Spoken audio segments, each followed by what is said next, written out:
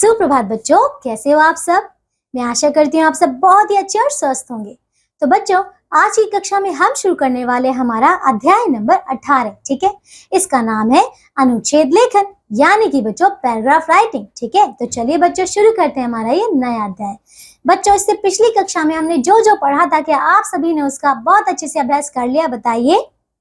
मैं आशा करती हूँ आप सभी ने बहुत अच्छे से उसका अभ्यास कर लिया होगा। ठीक है ना। आइए अब हम शुरू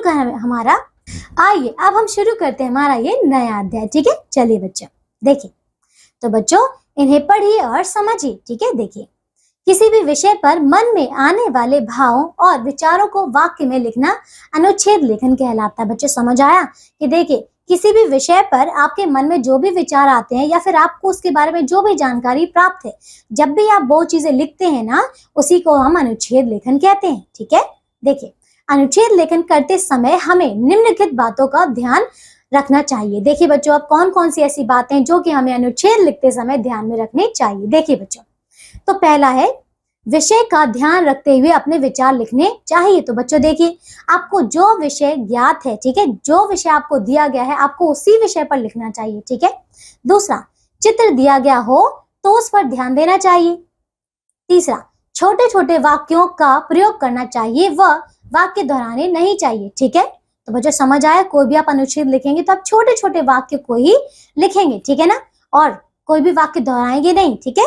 अगला, भाषा सरल व स्पष्ट होनी चाहिए। ठीक है बच्चों, जब भी आप अनुच्छेद लिखें तो भाषा ऐसी होनी चाहिए कि लोगों को समझ में आए, तभी तो वो पढ़ेंगे और रुचि लेंगे। ठीक है, चलिए आइए बच्चों, अब यहाँ पे हमें कुछ और अनुच्छेद दिए गए हैं, तो हम एक एक करके इन्हें पढ़ते हैं और देखते हैं कि किस प्रकार ये लिखे जाते हैं। ठीक है, देखिए, तो बच्चों देखिए, यहाँ पे ये चित्र बना है बहुत अच्छा सा। ठीक है, और ये विषय है हमारा हमारे देश। ठीक है, तो ये है आपका पहला अनुच्छेद। आइए इसे पढ़ते हैं। देखिए, हमारे देश का नाम भारत है। भारत की राजधानी नई दिल्ली है। हमारे देश में विभिन्न धर्मों के लोग रहते हैं।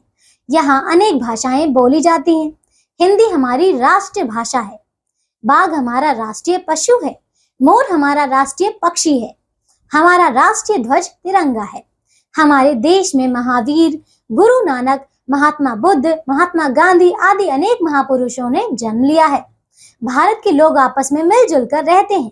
हमें अपने देश पर गर्व है। ठीक है ना बच्चों, तो देखा आपने कि कितने ही सरल और एकदम स्पष्ट शब्दों में यहाँ पे देखिए एक अनुच्छेद लिखा गया है ना।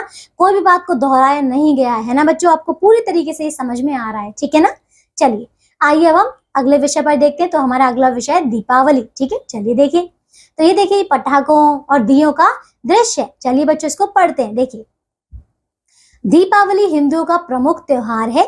इसे रोशनी का त्योहार कहा जाता है।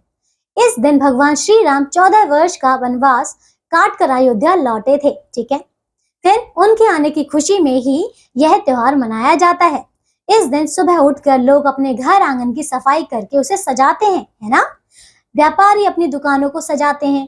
बाजारों में बहुत चमक दमक होती है। ठीक है, त्योहार के दिन लोग दीपक, बिजली की झालरें और मोमबत्तियां जलाते हैं। लोग शाम को लक्ष्मी जी और गणेश जी की पूजा करते हैं। बच्चे मिठाइयाँ खाकर और पटाखे, फुलझड़ियाँ जलाकर बहुत खुश होते हैं। ठीक है बच्चों, तो देखिए, ये भी दीपावली पे देखिए हमने बहुत ही स्पष्ट और सरल शब्दों में हमने पूरी दीपावली का वर्णन कर लिया है कि वो क्यों मनाई जाती है, फिर कब मनाई जाती है, और मतलब बच्चे उनमें किस प्रकार का आनंद लेते हैं। ठीक है ना, चलिए अब आता है बच्चों हमारा अगला विषय, ये है मेरा विद्यालय। चलिए देखिए, मेरे विद्यालय का नाम शिक्षा सदन पब्लिक स्कूल है। ठीक है, यह हमारे शहर का प्रसिद्ध विद्यालय है। यहाँ दूर दूर से बच्चे पढ़ने आते हैं। बाहर के बच्चे विद्यालय के छात्रावास में रहते हैं। ठीक है, हमारे विद्यालय का भवन बहुत बड़ा है। श्री सुनील त्रिपाठी हमारे विद्यालय के प्रधानाचार्य हैं। वे बड़े विद्वान और अच्छे व्यक्ति हैं। हमारे विद्यालय में 24 अध्यापक अध्यापिकाएं हैं। ठीक है, वे सभी योग्य एवं अनुशासन प्रिय हैं। हमारे विद्यालय में पढ़ाई लिखाई, खेल और मनोरंजन की अच्छी व्यवस्था है। ठीक है बच्चों, चलिए अब आइए अब हम करते हैं हमारा अगला विषय, ये है चौथा, महात्मा गांधी। ठीक है, देखिए, महात्मा गांधी जी हमारे राष्ट्रपिता हैं। ठीक है, इनका पूरा नाम मोहनदास करमचंद गांधी है। लोग इन्हें प्यार से बापू कहकर पुकारते हैं। इनका जन्म 2 अक्टूबर 1869 को गुजरात प्रांत के पोरबंदर नामक स्थान पर हुआ था। ठीक है, इनके पिता का नाम करमचंद गांधी और माता का नाम पुतलीबाई था। गांधी जी ने कानून की पढ़ाई इंग्लैंड जाकर पूरी की। इन्होंने हमारे देश को आजाद कराने के लिए लंबी लड़ाई लड़ी, ठीक है। इसके लिए वे कई बार जेल गए। महात्मा गांधी के तप और त्याग के परिणाम स्वरूप 15 अगस्त फिर 1947 को भारत स्वतंत्र हुआ, ठीक है।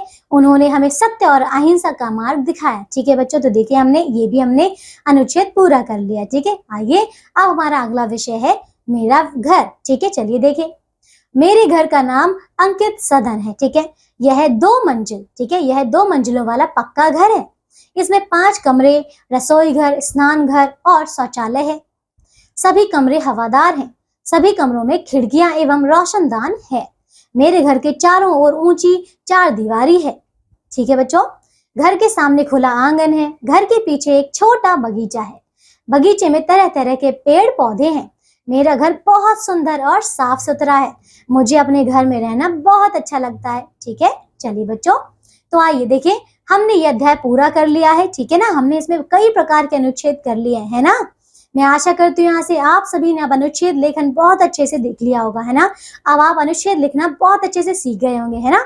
तो बच्चों, इसका अंतिम में आपको एक अभ्यास कार्य दिया गया है। तो आप अभ्यास में जो भी आपको विषय दिए गए हैं उन पर आप अच्छे अनुच्छेद लिखेंगे ना, ठीक है बच्चों। चलिए अब हम मिलेंगे नई कक्षा में ऐसे ही नए अध्याय के साथ। तब तक के लिए आप अपना ध्यान रखिए और स्वस्थ रहिए। बाय बच्चों।